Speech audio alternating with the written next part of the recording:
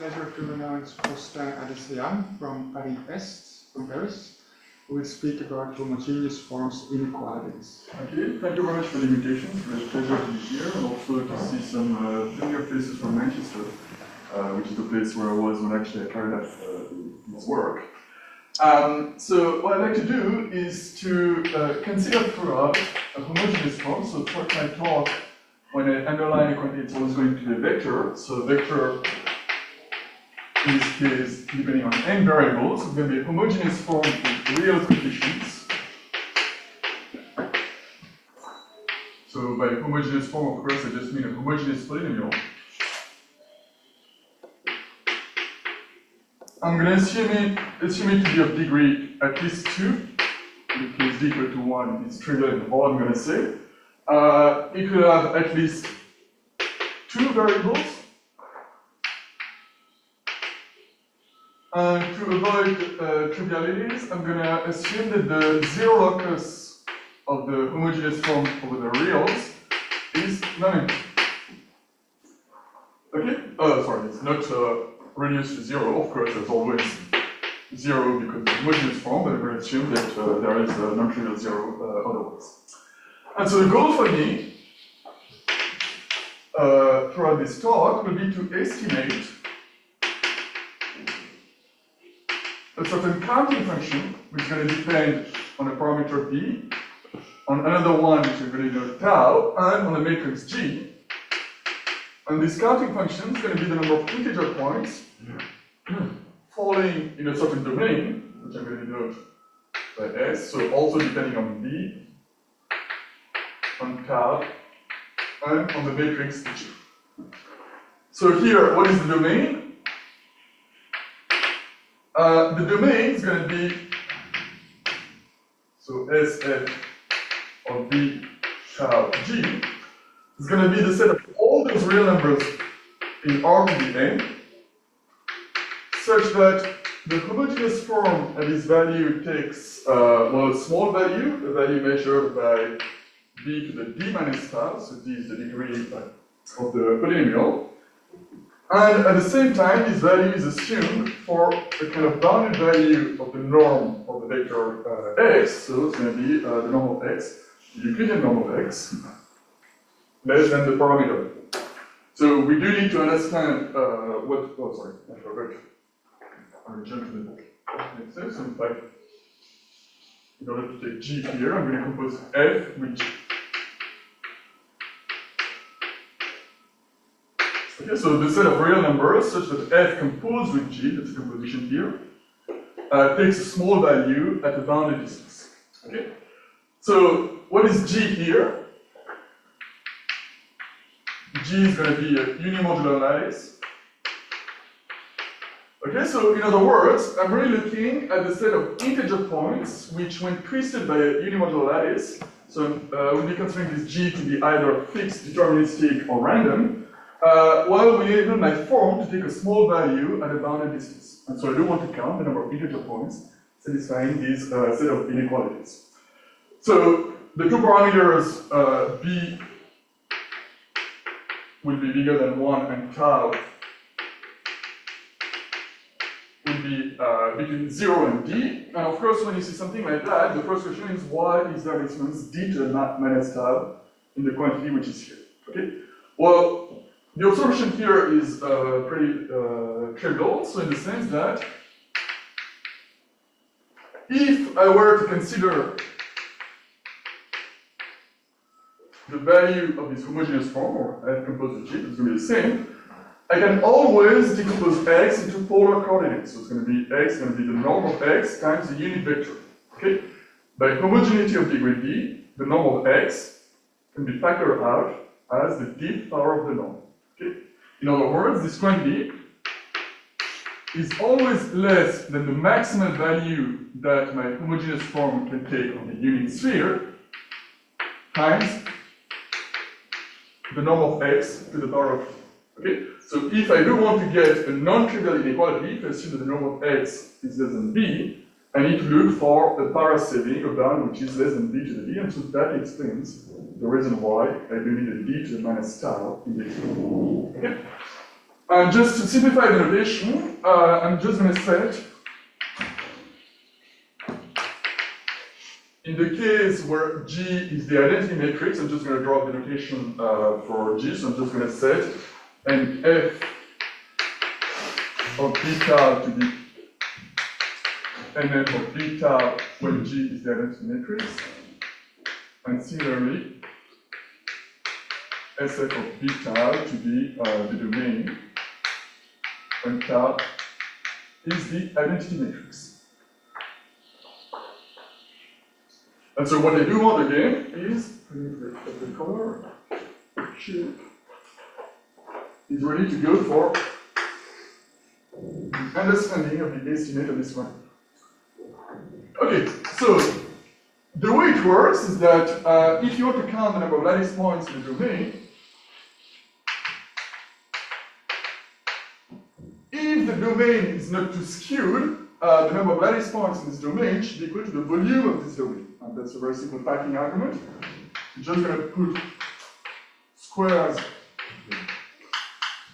of volume 1 around each of the points, and therefore the number of lattice points in this domain is just going to be the number of squares there, the cubes, dimension n, meaning that if you count the number of cubes, you're just going to count their volumes, because they're cubes of unit length, and therefore, unless the domain is too skewed or weird, you should expect that if it's big enough and not too weird, the number of points in there should be equal to its volume. Okay? In other words, the first thing to do if you want to estimate this counting function is first to get an estimate for the volume of this domain. Okay, so that's what we're doing first. So first one, volume estimate.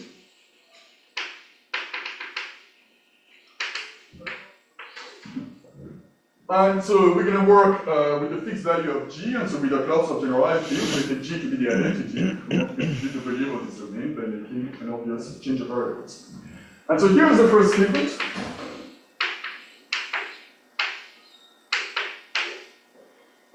So Marmon is my co-author at the University of Lund. So how do we compute the volume of this semi-algebraic domain? That's really the question which comes here.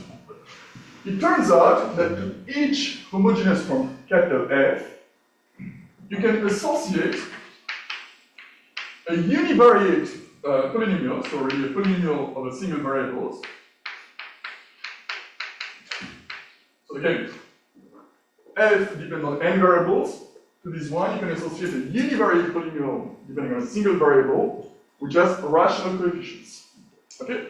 So this polynomial, which I will of course define in a bit, is the so-called Sato-Bernstein polynomial.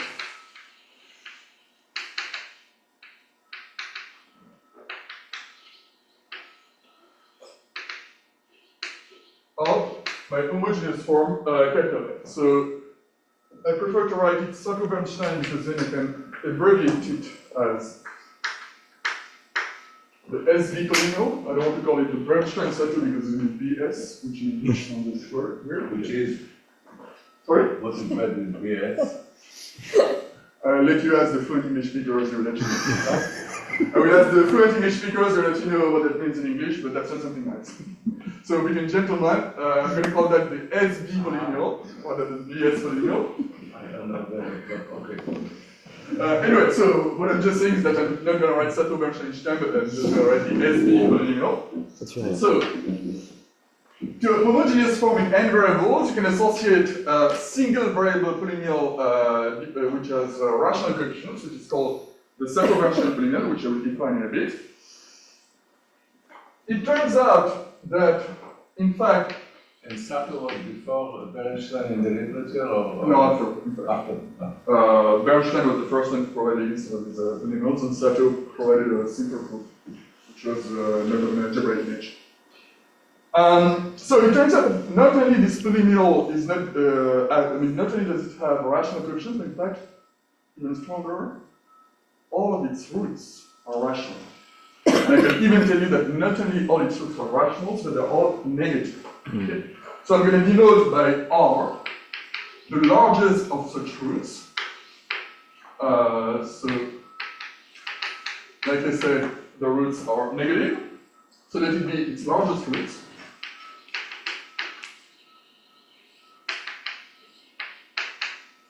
And so it comes with a certain multiplicity n.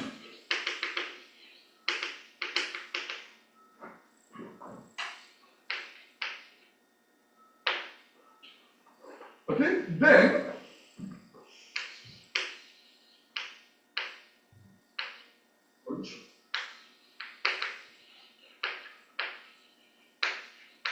there exists a certain constant Cf. So again, to a homogeneous form in n variables, you can associate a univariate polynomial which is rational. All of its roots are rational and negative. You consider the largest of such roots, which comes with a certain multiplicity. Okay? If you know these two invariants, then I can tell you that the volume of the domain that we're interested in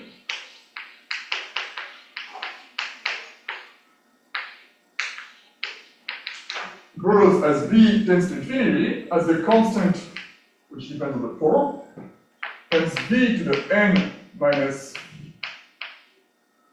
tau times the absolute value of r, so I did it this way because r is negative, just to emphasize the fact that r is negative, times a log factor Pn n minus tau times the absolute value of r. The absolute value of r times tau. R is the Largest root of the Sato-Bernstein polynomial, which is necessarily negative. That's the reason why I put some absolute values. Is it the case, as far as I remember, that s plus 1 is always a divisor of the True. Sato? It is always between 0 and minus 1. True. That is it. It could be minus 1. In the case of homogeneous form, it can get better, but it could be minus 1. But this is just for the form 1. For the form of degree 1, it is not, it is. Yes? Yes. Yeah. But for a form of degree d, it's good, it must be better than minus 1. Or It can be. I mean, the generic bound you should really be thinking about is minus n over d for a homogeneous form of degree d, but then it's not always the case. It's really something very subtle, which is usually determined by resolution of singularities. Okay. So there's no general statement as such, and that's the reason for this, because it actually determines the behavior of the growth of your domain. Okay. So the volume of your domain grows like exponents and powers attached to a univariate polynomial with rational roots and coefficients associated to your homogeneous form F. Okay, so that's the first thing.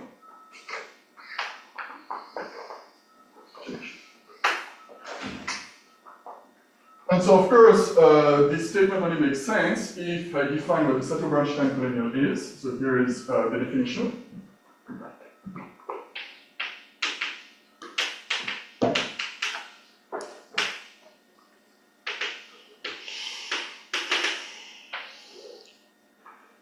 So the first observation, which is the key to unlocking this theory, was made by Bernstein, who actually proceeded by induction of the Veil algebra of differential operators, and then Sato came with a much more analytic proof based on resolution of singularities. So they both proved eventually that you can always find a real polynomial, which is non-zero,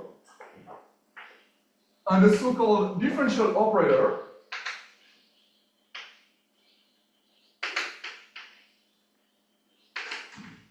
D. So what is a differential operator? It's a polynomial which depends on the set of variables that you have, x1 up to xn, on an additional variable s, that's a dummy variable which is extremely useful in this context, and on the set, so it's a formal polynomial, and on the set of partial derivatives with respect to x1, x2, xn. Okay? So I denote the set of all these partial derivatives with the usual notation. So the d underline is really the vector of derivatives with respect to x1, x2, xn. Now, because of the rule of differentiation that we all know, this polynomial cannot be commutative. Okay? And so that's something that I denote, well, not just me, but that's something which is denoted this way. So again, a differential operator is nothing but a non-commutative polynomial in the set of variables x1 to xn, in an additional variable s, and in the set of partial derivatives with respect to x1 up to xn. Okay. So, Sato and Bernstein proved that there is a polynomial and an associated differential operator such that the following identity holds.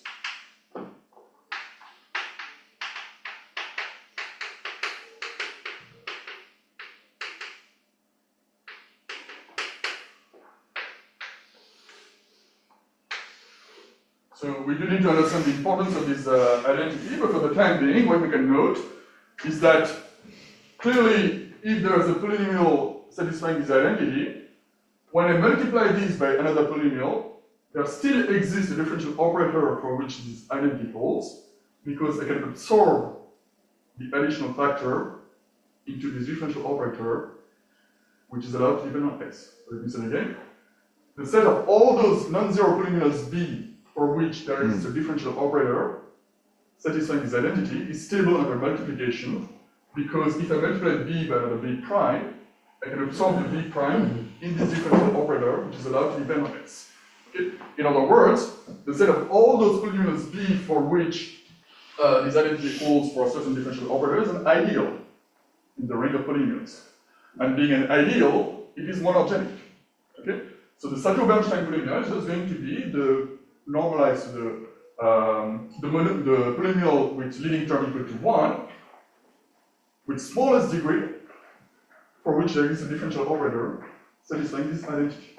Okay. So that's just what I'm going to write. So the set of all such polynomials is an ideal.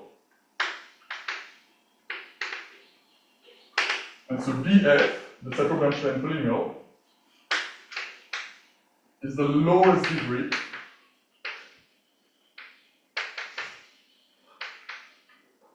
monic polynomial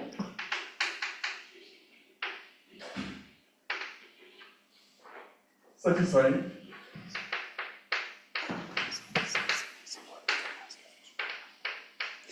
these relations. So really the hardest part of the story is to show that there is a non-zero b satisfying the relation. Then the definition of the lowest degree polynomial just follows from the structure of the ideals in the ring of polynomials of the rings. Okay, let me just give an example. It's going to be extremely useful for us.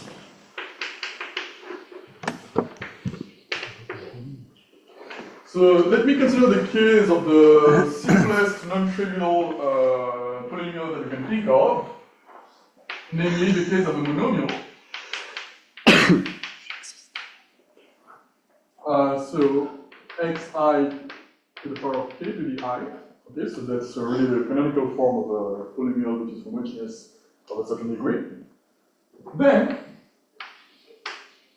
it is a matter of elementary calculations to show that if you differentiate with respect to the ith variable ki times, and this for each of the variables, if you apply it to the monomial to the right power on the right hand side, then this thing is equal to a normalizing constant just to make sure that we deal with monic polynomials. So that's the normalizing factor, which is not of much interest. But then it's equal to a monic polynomial, so which looks whatever it is, so that's something like this. S plus j over ki times our initial polynomial to the power of s. Okay, so it's a matter of elementary calculation to notice this identity. Yes, but not very difficult. And now, the main point is that it's not very difficult by comparison of the degrees to show that if you want the exponent s plus 1 here and the exponent s here, then you can never get a polynomial of lower degree meeting a relation like this. In other words, this polynomial being normalized so as to be monic is the Sato-Bernstein polynomial of the monomial which is here. Okay? So this thing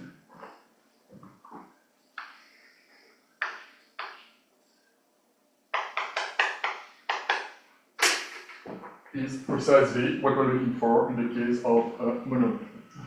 And so you can notice in this example indeed that all the roots are negative, rational, and therefore that gives you a rational polynomial.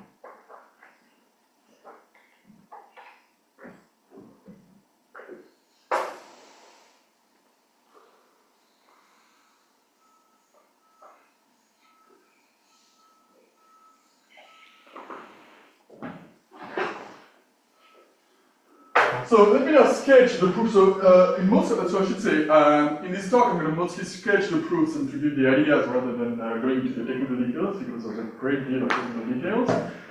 The second thing I should say is also that all the results that they will provide, in fact, in practice, I mean in the paper, always come with an error term which is explicit. I don't want to mention the error term because they are attached to certain invariants of the homogeneous forms, but everything comes with an error.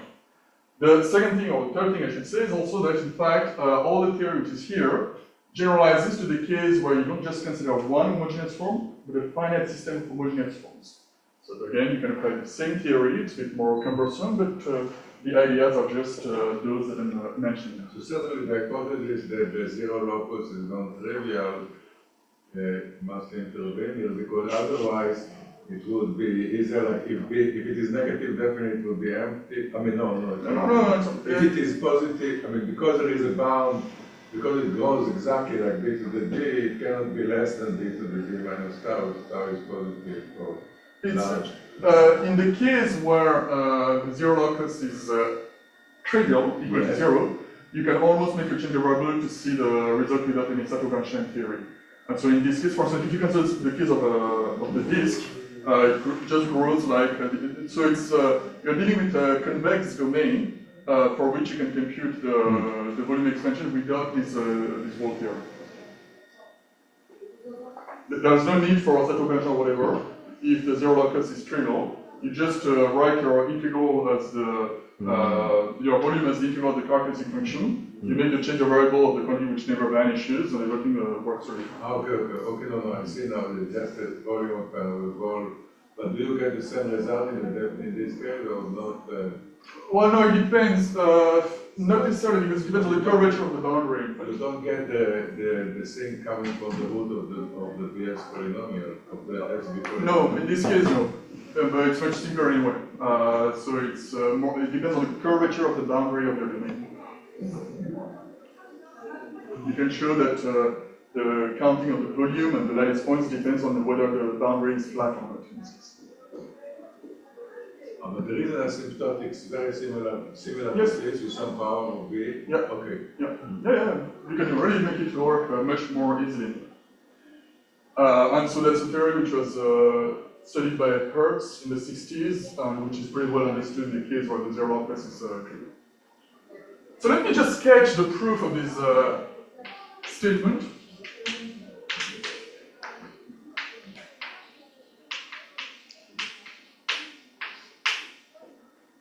So the goal in order to prove a volume estimate like that is to introduce the distribution zeta f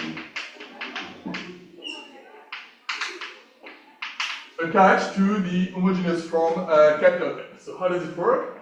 If you want to evaluate a distribution at a given point S, you need to test it against a smooth, compactly supported function. So given any smooth, compactly supported function in R to the n, the value of the zeta function tested against psi, is just the integral of psi of x, fx to the power of x, dx. So that's the zeta distribution attached to the homogeneous form. And of course, there is no issue to define this quantity when S has a real part which is non-negative, because you're just integrating a continuous function over a bounded domain, because psi has bounded support. What is if f is negative? What is f to the s? Yeah, that's the point. That's exactly what I'm going to say now. So what I'm saying for the time being is that there is no issue when the real part of S is non-negative. And so so if f of x is negative, you have to take a negative power s. You need a convention about the branch of the exponential. Okay, so the reason why I wasn't so much interested in that is because I only consider, in fact, not when the real of x is non-negative, but when S is non-negative, just consider the real values of it. But in your case, you just put that, that works. Okay? But really, what I'm going to say, because I consider real volumes, I'm just interested in the largest pools of S, in which case I just want S to be a real number for what I want to say. A real positive number. No, but still, I mean, it's the same, maybe I don't want to, it's like if it is a half, for example, and f is minus 1, you have minus 1 to the half, which is either I or minus I, so again you have a choice of, okay, so of a branch of. what I really mean is you should really go for this. That's really the way things should work. For all I'm going to say now, in fact, you won't need the modulus of the absolute values, but really it's the modulus in the complex case. And the main point is really that this Sacco-Bernstein identity enables you to extend meromorphically this zeta distribution, which is a priori only defined when the real part of S is non-negative. Okay? And so the way it goes is that meromorphically to the more complex plane, so as a function of S, and the way it goes is that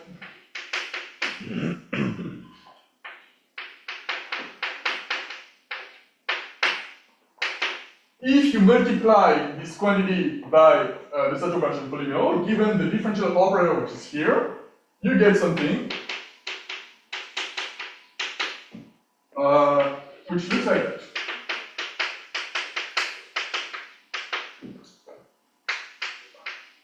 And so the way you deal with the absolute value is that you make a distinction between the domain where f takes positive value and the distinction where f takes negative values. So you separate the integral into 2 parts. So here I'm not putting the modulus in the set values, but you use the Sacco-Bernstein identity to say that when you multiply your f by this quantity, then you get the differential operator times f to the s plus 1. Thank you. That's crucial indeed, otherwise nothing works. Okay? Now, just keep in mind that this is a differential operator, meaning that it's a polynomial which depends on partial derivatives. Okay? But when you get a partial derivative acting on this quantity, you can integrate by part in order to transfer the action of the derivation into the smooth, compactly supported function. That's just integration by part. Okay? And because if S is large, if the real of S is large enough to do the calculus right, because you need to some condition and no, I mean this thing is well defined so far. As long as this quantity is satisfied. So here, what I'm saying is that whenever you get this, even from a formal point of view, and we'll get to the precisely what you're saying, by integration by part, whenever there's a derivation here, if things are well defined, you can transfer the action to this quantity. We want to see how we can make sense of the meromorphic extension of 2C. So let's do here some formal calculations. So the action of derivative is going to be transferred into the smooth, compactly supported function. And so if you do so, you're going to define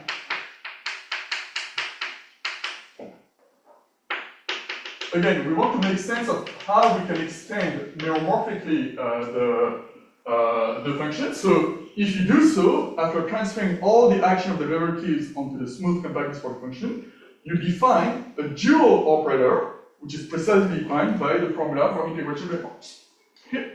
Now, everything is well defined in the case where you've got a smooth compactly supported function. So clearly, if you take the differential operator applied to the side, it's still a smooth compactly supported quantity. And everything is well defined if the exponent s is non-negative. Okay? So this quantity stands as a candidate to be the meromorphic extension as long as the real part of s now is bigger than -1. So this thing is going to be the candidate to be the meromorphic extension of your function, which a priori is only defined for real parts of s non-negative to the real part of s -1. Okay? Then you can repeat the process to say that if it's well defined for real part of s bigger than 0, then it's well defined for bigger, you define the meromorphic extension for bigger than -1, then you do again -2, -3, -4, and so forth. And that's the way you get the candidate to define the meromorphic extension to the whole C by taking this quantity divided by the polynomial to be the formula defining your neuromorphic extension.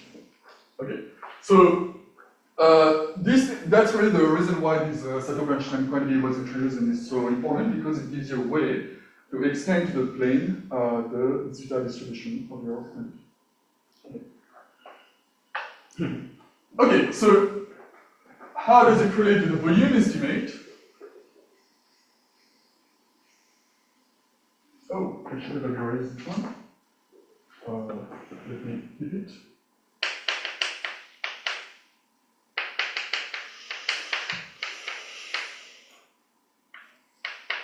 And so the differential operator was.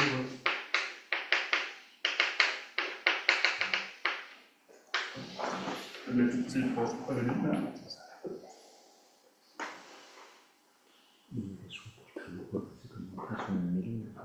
Okay, so clearly the way the value of the largest pole, of the zeta distribution, so basically the smallest value close to 0 where you can take S to be negative and where it has a pole, tells you something about the way that F behaves around its zero set. Okay? The faster F jumps into zero set, and the closer to 0 this quantity has to be in order to not to be a pole. Okay? So what I'm saying here is that the negative value of S, for which for the first time when moving to the negative axis this thing gives a pole, tells you something about the way F behaves around its zero set. Okay? And so if you know that, well, that's exactly the kind of volume estimate you're looking for. And it's actually a well-studied topic in complex analysis, something which falls under the thousands of variants of Tauberian theorem, which is there to tell you that, well, in fact, the volume estimate which is here is true if, instead of considering the largest root of the Sato-Bernstein polynomial and its multiplicity, you replace the exponent r and m with the largest pole of the zeta distribution and the corresponding order. Okay, so that's basically Cauchy formula. And so this star estimate is true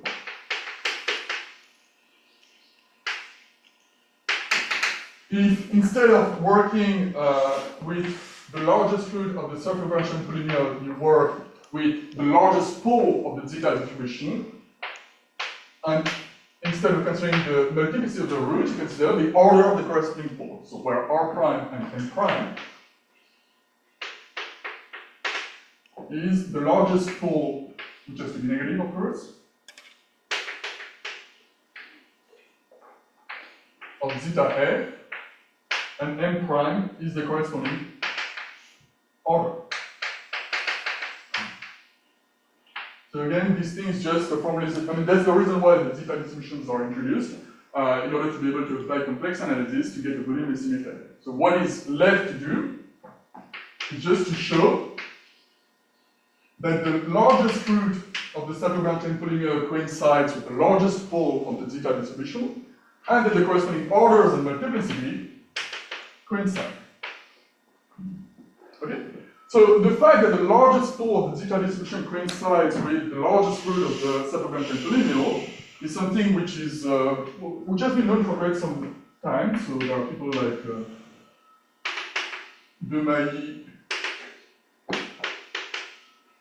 and Kohler, just to name a few, who already work on this concept of the log canonical threshold in order to show precisely this relation which is there. Okay? So the real work which was left to do was to show that the corresponding order of the pole and the multiplicity of the root do coincide. And the way that we show that is just to prove these two statements all together by a fine analysis of the situation here, and we do that by resolution of singularities.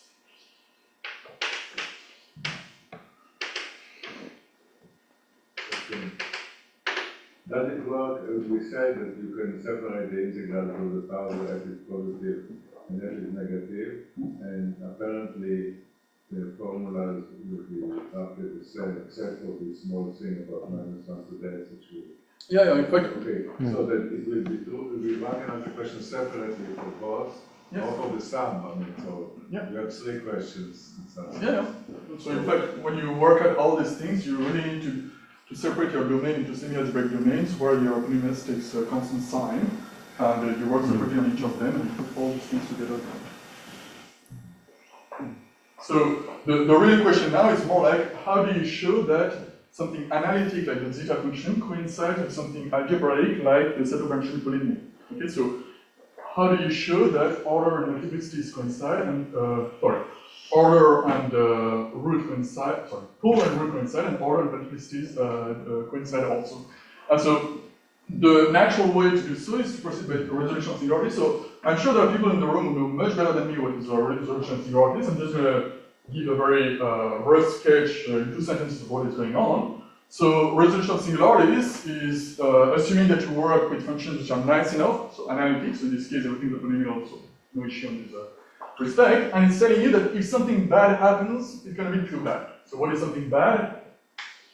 It means that you're around a point where you do not know how to move because the gradient is equal to 0. So there's no normal direction, which tells you when you're at a singularity like this, what the situation looks like. And so what the theory of resolution of singularities is telling you is that if there is such a bad point, so if at a certain point you're in the zero locus of your function, but at the same time the gradient is equal to 0, which, there we go. Then there exists an analytic change of variables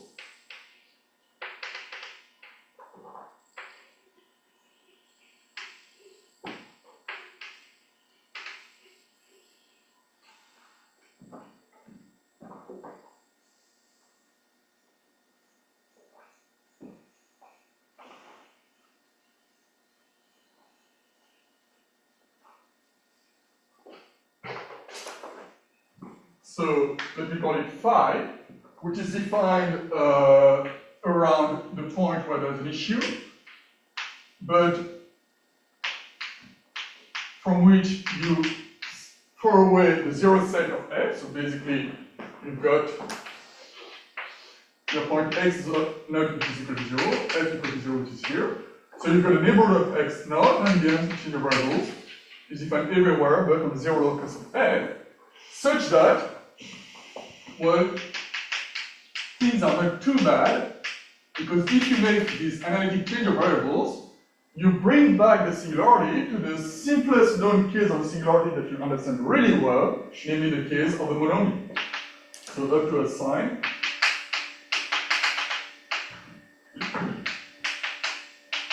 You get a monomial. Okay, so if something bad happens, it can be too bad because by a change of variables, you bring the situation back to the best understood case, namely the case of a monomial.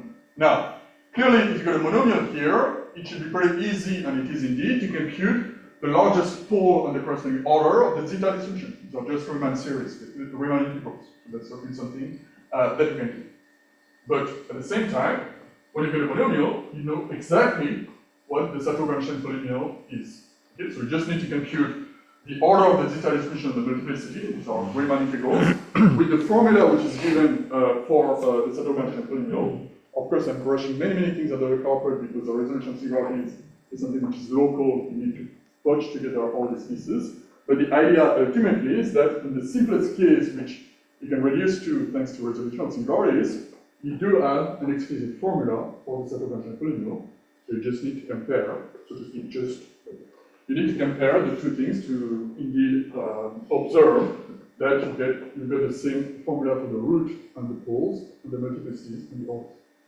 No, of course, you know that because when you take the integral downstairs, upstairs, you will, because it's a Jacobian terminal, you will have something which, so you will see easily that the pole cannot be worse than what it is upstairs. Yep. But you will not get a precise. You need to work a bit. Yeah, you need to work with a lot more subtlety in order to analyze the zeta distribution. It can be done. It's technical. It's not very. I mean, basically, you need to take analyze around this point in order to really go with the dyadic decomposition to be able to control all the terms very carefully.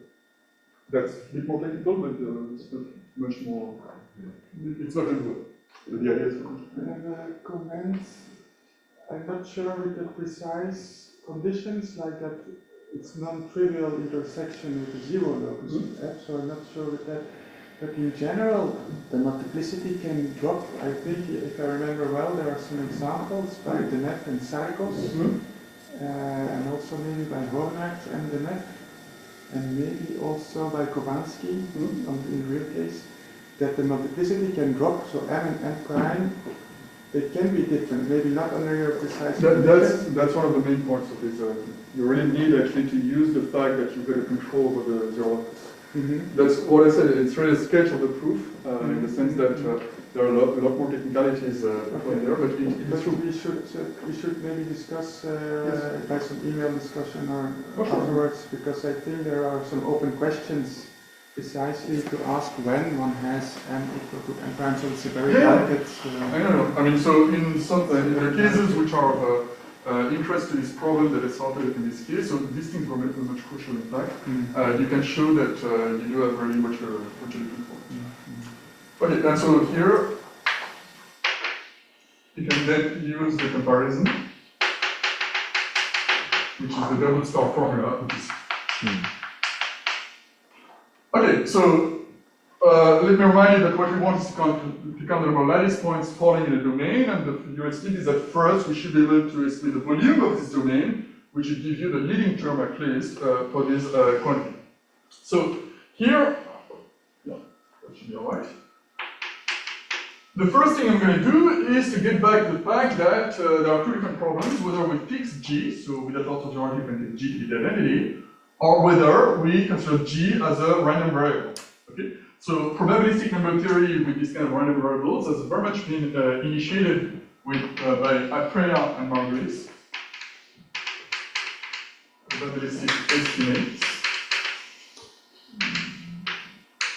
So here again, I don't want to count the number of lattice points falling in a certain domain when I consider unimodular distortions of my homogeneous form. So when x is an integer and I multiply it by unimodular lattice, I'm just saying that I'm considering the values of the homogeneous form, which are small, in a bounded domain, values taken on a lattice, which I take as a random variable. Okay? G times an integer when G varies just means that I vary the lattice, and I want to see that generically when I vary a unimodular lattice, what is the probability that there should be a small solution in a bounded domain. So that's really the meaning of the probabilistic estimates which are going on here. And so here I'm going to consider G as a random element of the set of unimodular lattices. In fact, if I want to be extremely picky, I should really be saying that I'm considering G because the problem is invariant under integers, but as an element of the quotient space, and the good news of the quotient space is that it's indeed a probability space. So really I can do probability, but for the sake of this talk, we can just take G to be in SNR with the corresponding R measure, and so we can consider this as a random variable. This is finite volume. That's the point. Okay, so it makes sense to talk about probability. Okay. And the problem is indeed about lattice points and integer values, so it only makes sense to consider these spaces. Okay. So, and the starting point of this story is really Atreya and Margulis.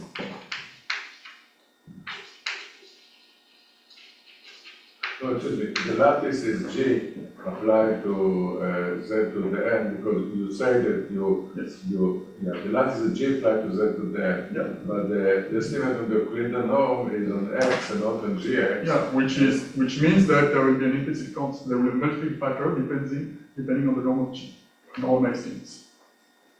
So you're right. So that GX, so if I were to put a GX here, which I'm not, then there would be exactly the problem of changing the lattices. Here, I'm not putting a G in there. As a consequence, when I do all my countings, there will be a leading term which will depend on G. That's where the dependence is going to come from. Okay, so it's not really a... I mean, the two problems I couldn't. Then it is not clear how to view G as a random variable because then the volume, you need a probability space to speak about. No, you can. So this thing means that you consider a Euclidean pole, and you consider the set of all those lattices which are the short vector in this Euclidean pole. So it's writing things this way is probably about the first minimum of the unimodal lattice. You're considering those lattices which are the first minimum inside this pole, and you want to see if at this point the homogeneous form gets moved. In fact, the 2 points of view are completely equivalent. No, because you talk Gx. Yeah. It's not Gx And the S way and D, it is X. So the X is the parameter in Z to the N. yes. And so it doesn't depend only on the lattice. Yes, and that's the reason why in the estimates the leading coefficient will depend on the lattice. On G. On G. Because I'm not putting it. You can move from one setup to the other one. That's not very difficult, but if you want to do what you are saying, what you have in mind, this thing will not depend on G in the results I'm going to write now. If you write the way that I do, then it will depend on G. That's the only difference. There's a distortion of your ball, which is considered as an insult. Okay, and so the starting point is Atria and Margolis in 2008, who proved that when F is a quadratic form, which is indefinite,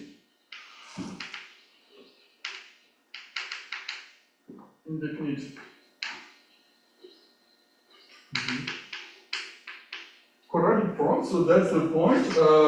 What I'm saying that indefinite means that in this case the largest root of the cytophysical polynomial is -1. Quadratic form just means a homogeneous polynomial of degree 2. Indefinite means that the quadratic form takes both negative and positive values. So if it has at least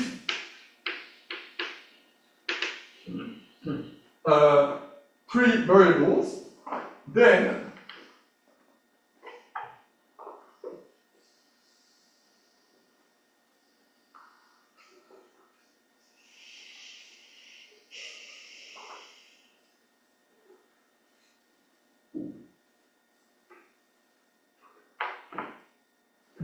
for almost, where am I? Here. For almost all of G in SL and R, it holds true that the volume estimate, the volume heuristic holds true. So the number of lattice points falling in your domain as the bound B tends to infinity grows like, so a constant depending on G, precisely for the reason that was mentioned, times the volume of your domain. Constant. Depending on Q, the form, and G. Positive constant. Oh, positive, yeah, of course. Volume of the set without the G. And all the distortions induced by the fact that you're not putting a G in there is absorbed in the constant, because here I'm just looking at the leading term, but what you will get if you write the error term as we do, is that it will be more, the dependency on G in the error term will be more subtle for the second order term. So the leading term is always the volume of this thing, without the G.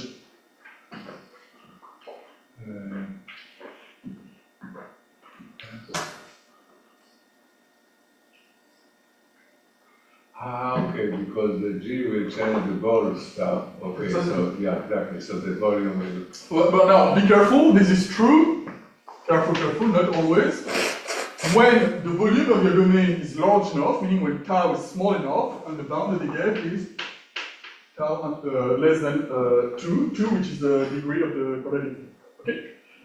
And so the proof, the main ingredient of the proof is to use the Borel-Cantley lemma in the space of lattices, and so some volume estimates. Okay, so the thing I'm saying here is that the Borel-Cantley lemma in probability theory tells you that if the volume of the sum of the volume of sets converges, then the probability that a point should lie in infinity of them is 0. So you're going to consider a set the set of all those points not meeting your inequalities. You consider the sum of the volume of these guys with some discretization principle. You show that it converges, and therefore they do get the counting which is. the main point I want to make is that the reason why, and so maybe I should write this first, the problem that they were asking is that this is true for the case of indefinite quadratic forms. What about the case of general forms? Okay, so the problem here is, what about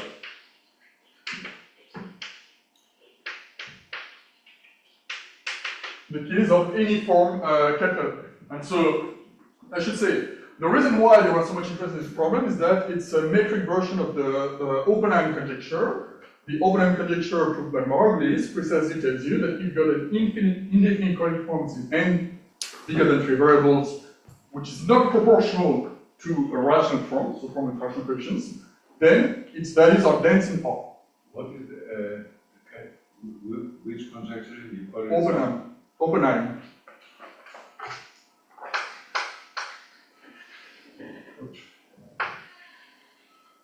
That's an H. So the Oppenheim conjecture, which was proved in 78 by Margulis, which is one of the reasons why I want to field model, tells you that if you got an indefinite quadratic form in n bigger than 3 variables, which is not proportional to a rational form, meaning to a form with rational coefficients, then the values it assumes over the real line are dense. Okay? And so what this statement is about is to prove the quantitative metric version of that Oppenheim conjecture. Quantitative because you're going to count the number of solutions, and metric because it's for almost all G's. And the question they were asking is therefore, what happens for a metric version of the generalized Oppenheim conjecture in the case of any form F instead of just a quadratic form? So can you explain briefly why why we need almost all G? Why isn't it true? Because we said that there is this growth which is more or less regular, with some constant, and this general theorem, and and you get the volume somehow grows. When you have the G again, you have changed some constant, and apparently you need the shape of the domain is not too bad. I mean, the boundary is not too. I mean, no. Why you need this G? I mean, what happens then? When you fix G, for a fixed G, what can happen? Everything can happen. So I mean, you take whatever value you want, it can happen. For a fixed, you can always construct a G for which the worst case scenario that you have in mind can happen. The reason for this is because this thing is very much a Diophantine problem. Meaning that you're looking at making a quantity small depending on the real parameters defining your matrix G. Everything depends on the quality of approximation of these parameters by integers, in some sense, given by the inequalities that you're writing.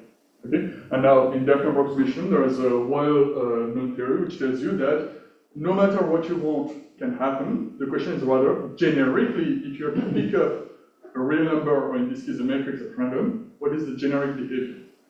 So what I'm saying here is that there's a very good reason for this, because you can have your worst nightmare true if you want to fix a value of G in order to see what should happen. Yeah? Unless you want more... I mean, okay, get me a bit carried away from the talk, maybe you can talk about that later, but anyway, it's extremely necessary that you should put for almost all G's. Okay, so what about any form S? So the main point is that Borel quantity is always there. What was missing is the volume estimate, which is precisely what we got here. And as a consequence, we can answer the question. So here, A and M is not Atray and Margulis, but Adiceam and Marmon. So the estimate there still holds. Let me call it plus.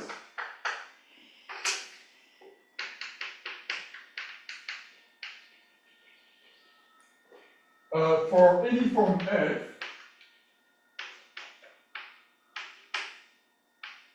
provided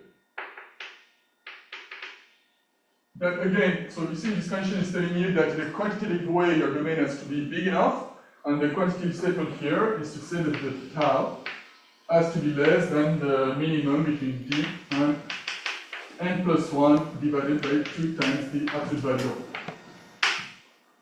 Okay, so what I'm saying is that you can again apply the Borel MI with the volume estimate which is here, And the way that you see that the limit term is bigger than the error term is to ask for the domain to be big enough. And the quantity statement that you have in this case is processing one, which, by the way, which bound precisely coincides with the quadratic case when d is equal to 2, with at least 3 variables. The minimum is 2, which is here. That's exactly the bound which is. So when d equal to 2 and r is equal to 1 and n is bigger than 3, the minimum is indeed the 2. And can you have tau equals 0 here? I think it is pathological a little bit. Like I said, look at the problem, it doesn't look. It depends on the constant. I mean, because the cross is equal to the d, and you see, tau equal to 0 means that you're taking b to the d. That's really not interesting in the whole, in the entire story and thing. Tau equal d, maybe? no, tau equals 0. You want less nor equal to b to the d, but it could be a constant times b to the d. Bigger than 1. You're right. And then maybe when you use the g, you change a little bit. I mean, there could be some bad things happening. It's not bad. It's not bad in the sense that you have in mind, but it's different. You're right. So to avoid this adjustment of constants, better to take tau strictly positive. The reason why I didn't write it is because when you do this kind of different approximation problem, you say at some point tau is strictly positive, and I always work with tau positive, but you're perfectly right in the sense that, generally speaking, when you take the critical value tau equal to 0, you need to adjust constants, and the phenomena are pretty different. Okay, so I have about 25 minutes left.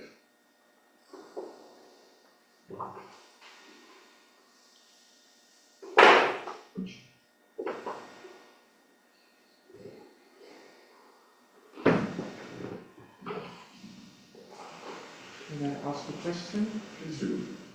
So your domain SF is in the real points after the n, but you don't work with C to the n and look at the real measure on C to the n? No? With some adjustment, I'm sure the theory can be generalized, but I was very much interested as a guy coming from number theory in the work with real solutions. But up to the adjustment that you need to do, the theory can be worked out. I'm not saying that all the things will be exactly the same, but the ideas are not any different from the realities.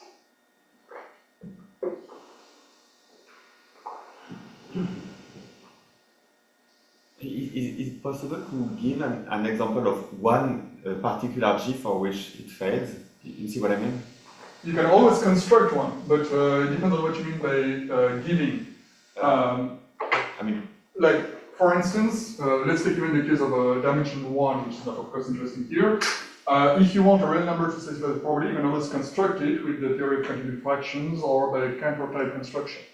And so you can show that you will find it there with an arbitrary precision. If you want an explicit formula, in some cases, depending on the problem that you're looking for, it can be possible. Generally speaking, it's called this. So I don't understand so you have first this volume thing. Of course, you can put a G and you get the same kind of volume formula, I guess, for all G. Up to no, hang on, no. When I wrote this formula here, I assumed that G was equal to the identity. And if it is not identity, then it will modify this thing yeah, here. but it's still be positive. Yeah. It depends continuously. Okay. So then you have this. Then you want to count the number of lattice points to know it's roughly the volume. So intuitively, it is the abstraction is like the area. I don't know if there is a precise formula in terms of the area, the measure of the boundary or something. No. Look, what can go wrong? Yes. Look, if your domain looks like that and you want to count lattice points, everything is fine because you're just going to say that you count cubes centered at your lattice points, and so the volume of the domain, given by the volume of these cubes, approximates the number of lattice points. Yes. What can go really wrong is if you look at something like this. Because then, okay, the domain is too squeezed to be approximated by the cubes that you fit around each other. I let B goes to infinity, so it's it cannot be that bad because then when B becomes larger. No. This thing can really go as thin as you wish. I mean, because of course on the inequalities, but I'm not saying anything on the height, generally speaking. I cannot rule out this possibility. if you give me a particular f, you can show whether it's going to happen or not. Generally speaking, I don't have any reason, maybe you do, but I don't have any reason to rule out this possibility. So what is at stake here is very much the successive minima of the integer lattices with respect to the convex body defined by this domain, and the successive minima can be, I mean, they can be pretty much anything. So that's really what the underlying counting functions depend on. I don't have intuition on, okay, does it happen for f, what kind of f you need, like quadratic form is enough, or you need? Quadratic should be fine. If you look already in dimension 3, Yes. things can go really, really bad in the sense that when you get self-intersection, things like that, the domains can be extremely skewed up around a certain direction. For some indefinite forms, Yeah. Bourgain had some results about that, and he constructed, to answer the question that was asked before, cubic form with real coefficients, which are not explicit in the sense that you probably have in mind, but he shows that they do exist by making a counter construction, in order to show that you can have departure from the volume estimate, the volume heuristic, already in the case of cubic forms. Okay, so let me say a few words, as much as I can, for the time left, about deterministic counting.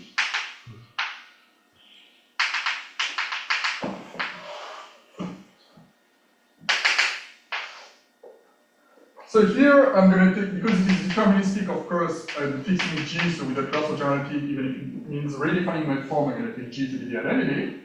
And then we consider K compact, which is equal to the closure of its interior.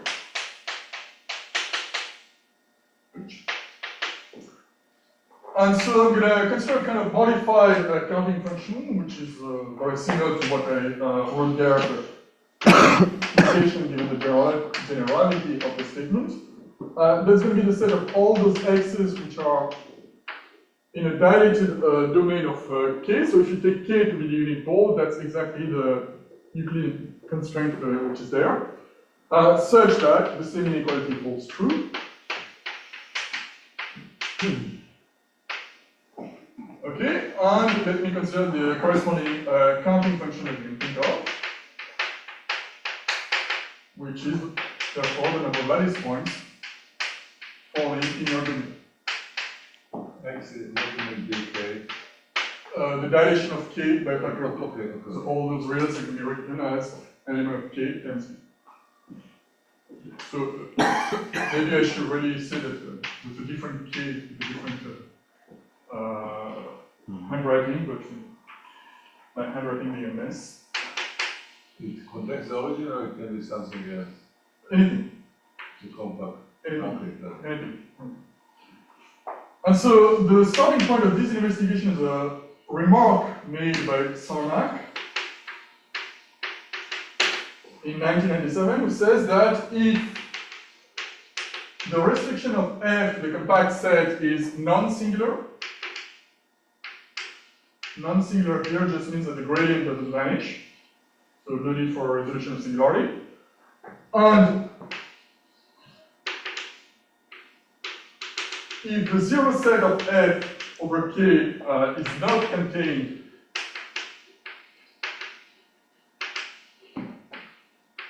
in a hyperplane,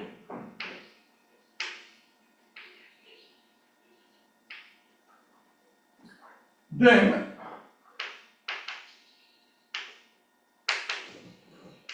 there exists a delta strictly positive such that, so I'll keep this voluminous link for one last time, the number of lattice points with norm bounded as a function of the set K at which the form takes a small value is bounded above by the volume of your domain, so that's the heuristic that you're looking for,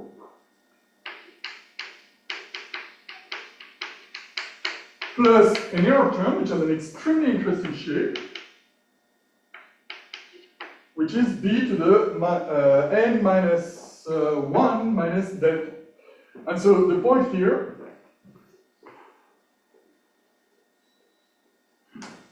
I mean, everything can be made explicit, so maybe I should write it. So here, the volume of your domain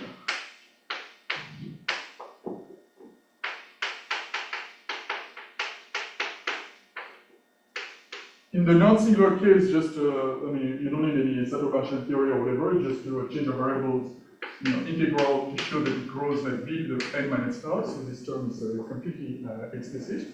And if you work out this proof, you can take this power saving as being 1 over n. Okay. Now, this is extremely interesting because the point of this thing is that you've got, of course, a trade-off between the leading term and the error term. And the question is to know when the error term takes over the leading term. The leading term being completely explicit. Okay? So just look when n minus tau is bigger than its quantity, you get that it's when tau is less than 1 plus delta. Okay? So this is different. You say that now it's no Bench Sato, it's just. Let me see. No, it is. But you can. In this case, you don't have. When it's non-singular, you just make a change of variables in your integrals in order to compute the volume. The Jacobian that in the denominator never vanishes. That's very easy. The non-singular case is really something for which you don't need any people here. Okay. I mean, you can, don't get me wrong, you can get it with the version, but it's really an overkill. That's really, it's almost second year student basically. Okay, and so here the main point is the trade-off between the leading term and the error term, and when does the error term takes over the leading term. Whenever you've got, I mean, the main point of this thing is that whenever you've got a delta which is strictly positive at which you've got an error term which is given this way, then it gives you some information which is non-trivial, not only on the number of lattice points satisfying such an inequality, let's say this one, but on the number of solutions of the Diophantine equation f of x equal to 0. So again, if you can find a delta which is strictly positive here, then it gives you some non-trivial bound on the number of solutions to the Diophantine equation f of x equal to 0 in a bounded domain. Okay, so this was an observation which was made on the one hand by Manin and on the other by Serre. And so as a consequence, the natural question that was asked is it possible to drain? So is it, let me call this double star. Is this true without the non-singularity assumption?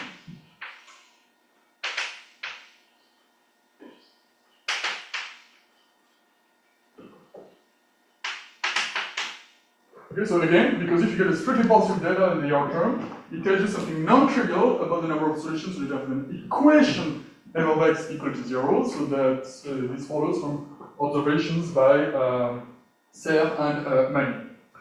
Okay, it's not true. Nothing. So it's not true in general. So even if you assume, I'm going to give a kind of stupid counterexample that underpins the general case. It's not true in general, unfortunately, even if you assume that your zero set is not contained in a hyperplane.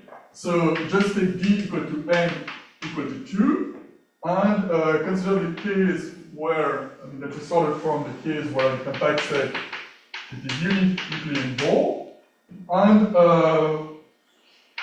you consider a binary form in 2 variables, g of x, y equal to x times y. Okay? So in fact, counting the number of solutions to this homogeneous form equality when g is equal to that is less trivial than it looks like.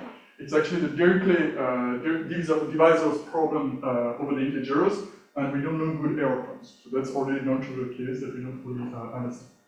So in this case, you can show that, so you count the number of lattice points falling in a circle there, and you want to see how many of those fall if you write the inequality which is there in a domain which looks something like this. Okay? And here you can show without, I mean, it has been studied, it's not too difficult. Oh, actually, I can review this.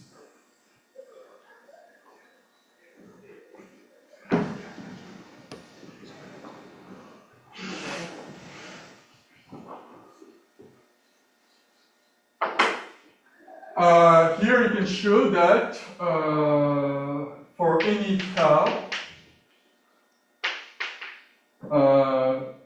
between 0 and 2, which is the degree of the form, the number of lattice points falling in the domain is given like a certain constant and b to the 2 minus tau times log of b to the 2 minus tau, plus a big theta, so big theta means both a big O and a big omega, and that's basically the symbol for these things, the right order of magnitude, of an error term which is b to the 2 minus tau, plus another constant times b to the capital B. So this is just a lot of counting elementary, that's not too difficult to get these points, but the main point is that, look, if n is equal to 2, you're looking for an error term which should be b to the 1 minus delta.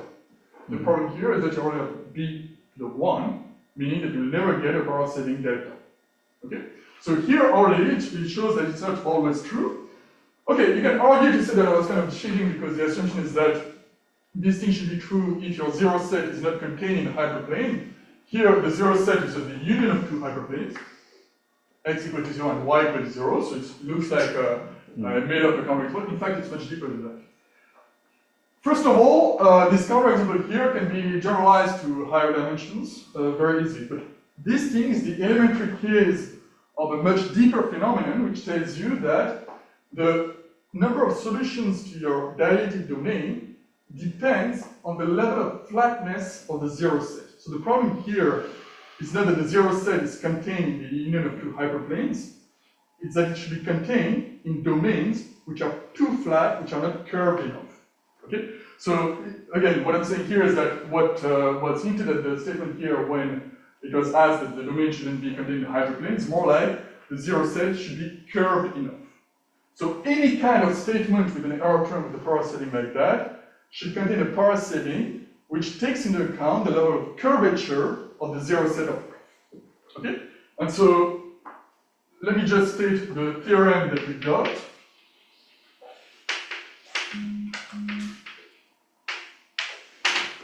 Is to say that given any homogeneous form F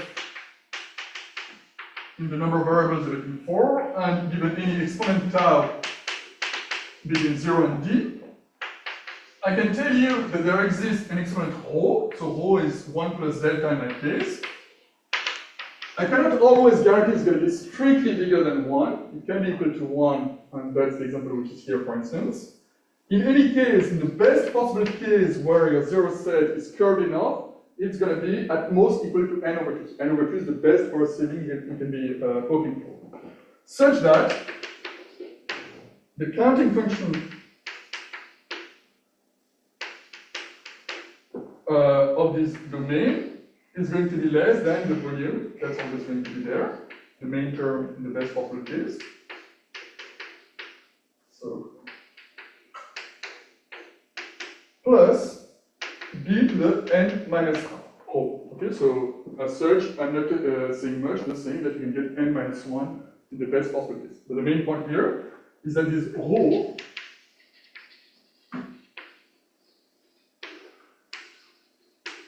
can be obtained,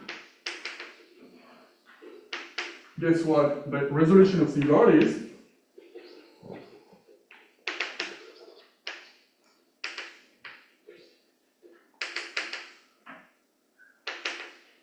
in a finite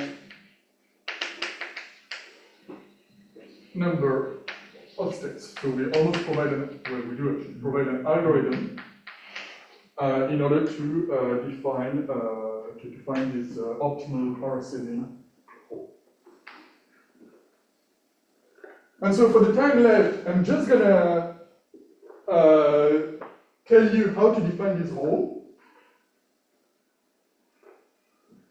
Why you like that? It doesn't talk to me. Right. It doesn't talk to me. I'm going to tell you what the rho is, and you'll get an explicit value for rho depending on the conjecture by Raf. You. But we discussed it together about it. Yeah, okay. I was trying to find a way to get this as explicit as possible, and I came up with conjecture, which seems, I mean, it's probably true, I guess, he's going to tell us about that. But if we prove that, he'll tell you exactly what the fault is. But anyway, there's a, so,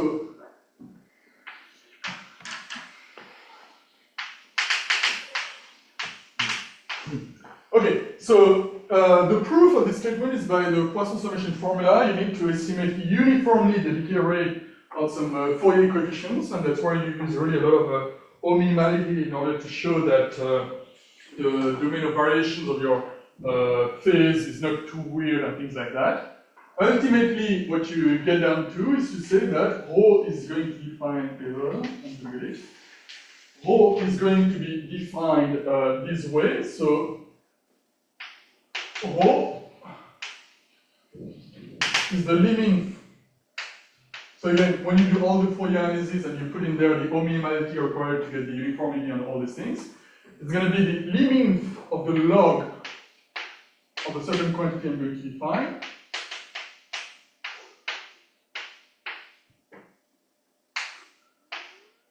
Okay, so that's going to be the quantity which is there. So the quantity MF is going to be less than 1, so just to give the ratio to negative quantities, so that's positive. Where MF of k is equal to the sum over all unit vectors of the sum over all real numbers of a certain other quantity, depending on all these things. So maybe I should say that the rho is really something which should be thought of at the level of flatness.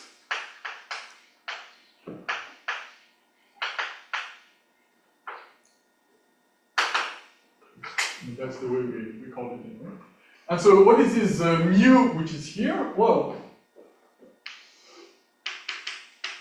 you consider the zero set of f, you consider the value of f at a small value epsilon,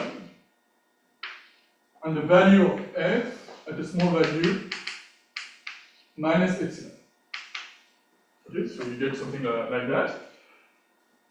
You're going to take over all possible directions and all possible heights, all the affine subspaces which intersect your domain. Okay?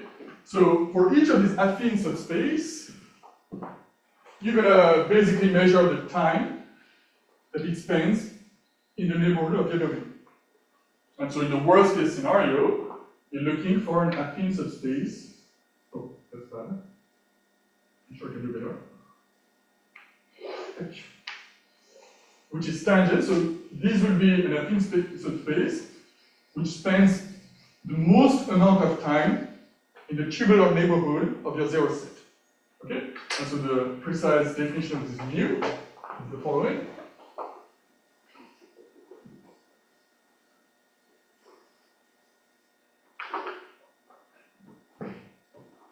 So the mu here, mu f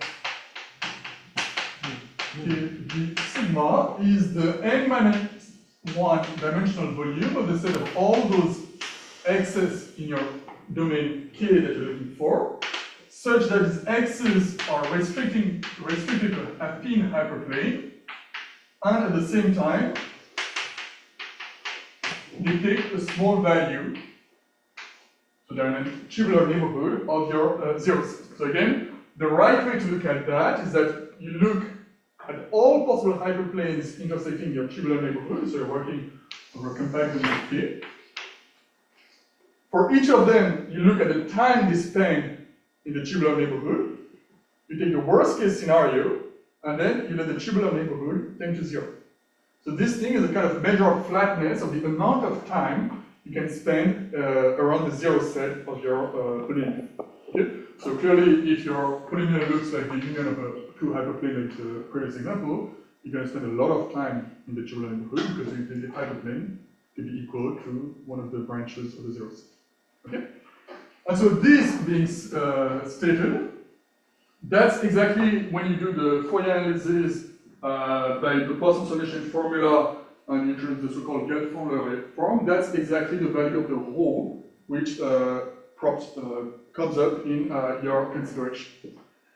Now, what is more interesting to me here as a conclusion is really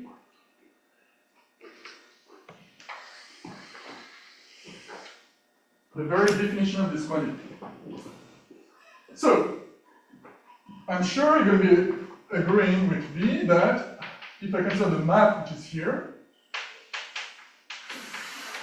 this thing happens to be a parametric supplement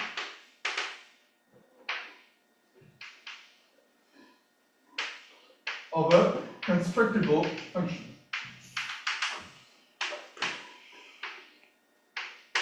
So let me remind you that a constructible function is the ring of real-valued functions which are globally subanalytic, defined over subanalytic domains, or also the logarithm of globally subanalytic functions which are positive. So basically, these are functions where when you compute, at least for the case that is here, when you compute a volume like this kind of functions, the mu which is there, is well defined in the class of constructible functions, which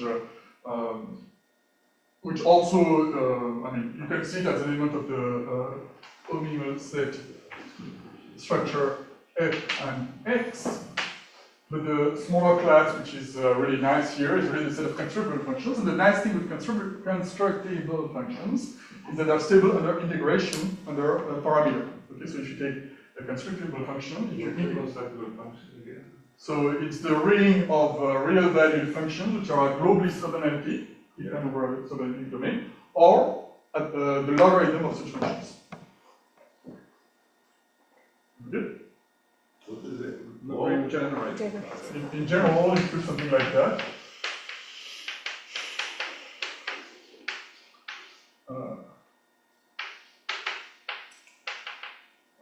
G equal 1 to Globally subanalytic means full R, okay. Yeah, so things which look something like that, so Ralph can correct me if I make a mistake, but this is the kind of things that you're looking for. The main point with these constructible functions is that, so you should ask each of them to be globally subanalytic, is that when you eliminate a parameter by integration, they still remain globally, they still remain constructible, and they can still be expressed in this form. Okay? And so the fact that this kind of functions, for instance, are defined over the structure f and x, result due to Roland and Lund a long time ago. So these constructible functions were precisely designed to be stable under integration by parameters. The question which props up naturally in a problem like that is what happens if instead of eliminating a parameter by integration, you eliminate it by taking a subparameter. Okay? So you shouldn't expect them to be stable under taking a subparameter. But the conjecture that Ralph stated when I told him about this problem is that as far as we're concerned, given the level of flatness, the way it is defined, they still have a very nice behavior by taking a subparameter, and that's all that we need. So conjecture, and I'm going to conclude with this.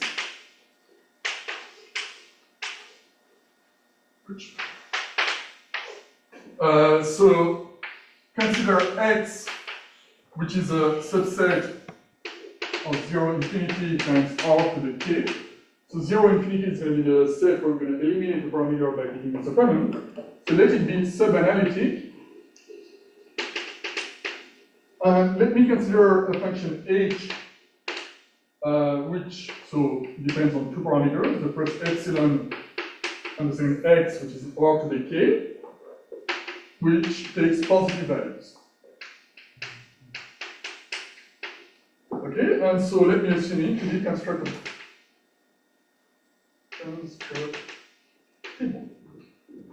Then, there should exist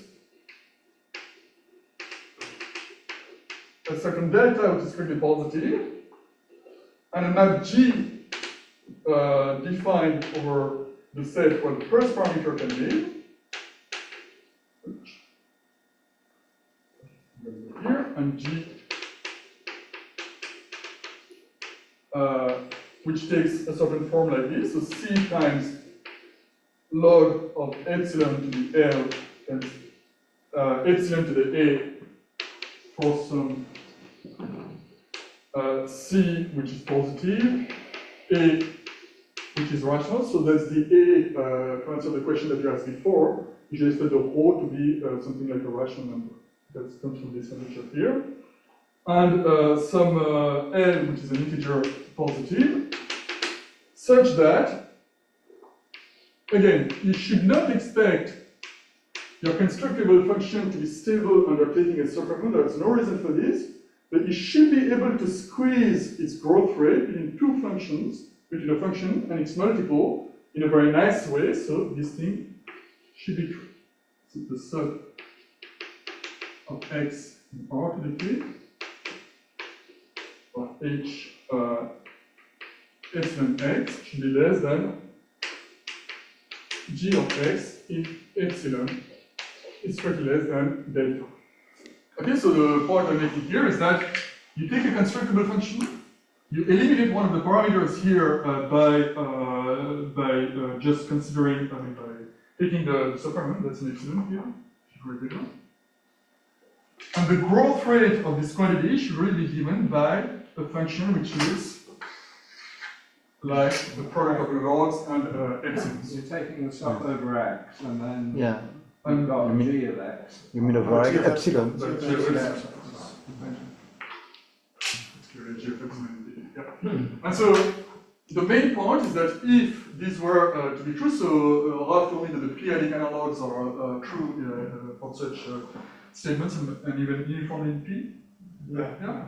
And so if this were to be true, if you look at the level of flatness, which is a quantity which appears naturally in this context, the value of the whole which is there would be exactly the exponent A which is there, and you get a very precise, effective way in order to get to the construction of this level of flatness. But the sub is always definable. Yes, it's in R and X. R and x, but it's not necessarily. So the G could be taken in R and X, Yeah. but then you cannot develop it as epsilon. Sure. Yeah. Okay, and so I'm going to stop here. Thank you very much.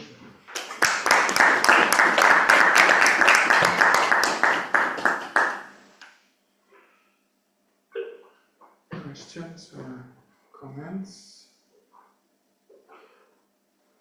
Sorry, very naive. I lost where the zeta distribution functions were used.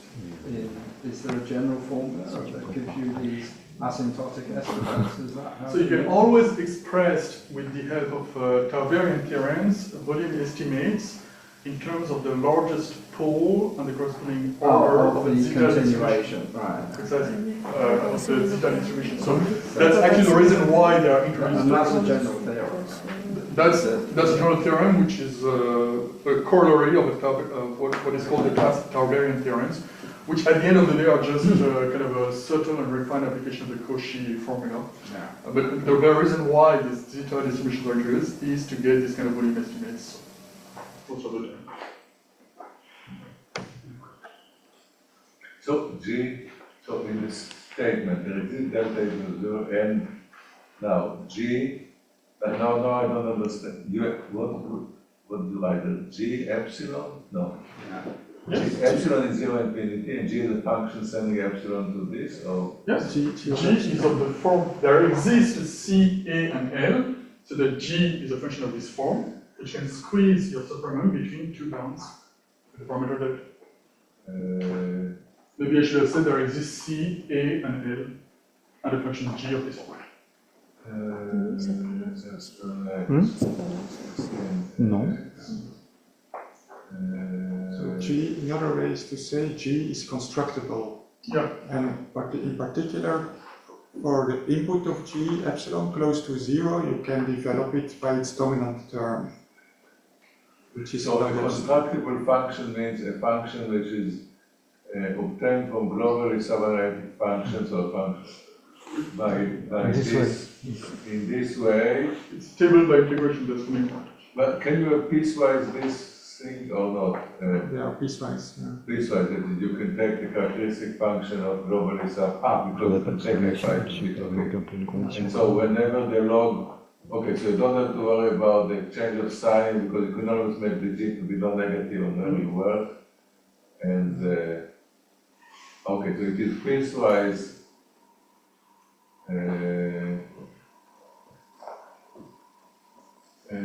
What?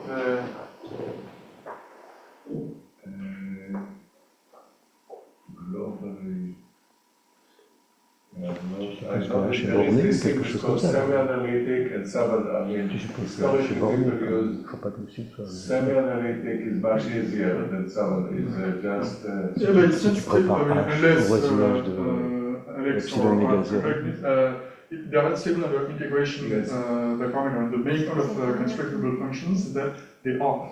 It's not the smallest, so if you start, for instance, with a semi-algebraic function, you can find a class which is smaller than the constructible functions, which is stable by integration. Yeah. But if you work with a globally sub-analytic function, is it going to be the smallest class which No, is... you can go smaller. You can go smaller. But the main part of it is that it is anyway stable under parametric integration.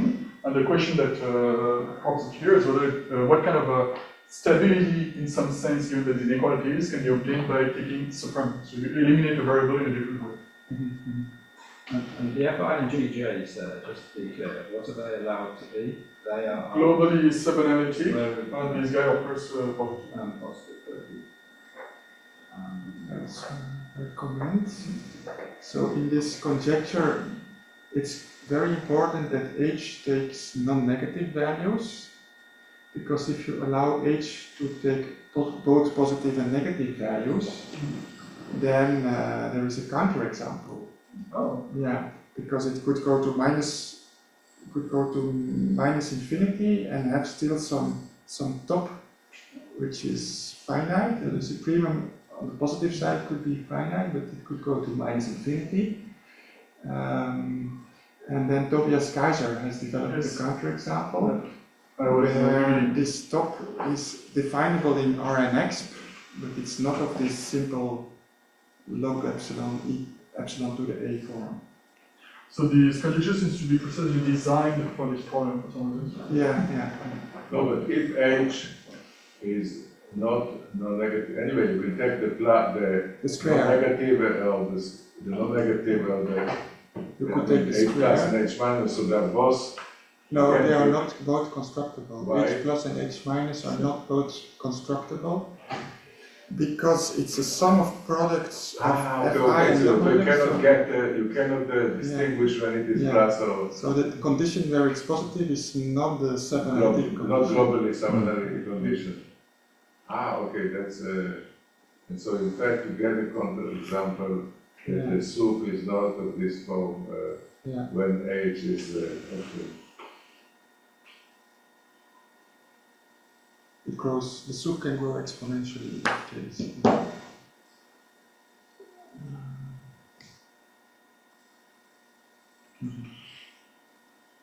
And there is another slightly smaller class, again by Tobias Kaiser, but that would not give, that gives the same asymptotic expansion for small epsilon. So it's still of the form log epsilon times epsilon to the a.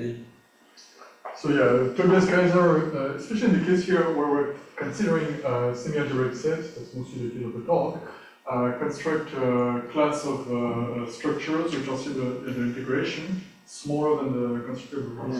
Yeah. It was very interesting for me when I was looking at that, but in order to generalize it, really, I wanted to work in the full generality. So that's the reason why this problem came very naturally. Any questions? Any comments? If not, let's thank the speaker again.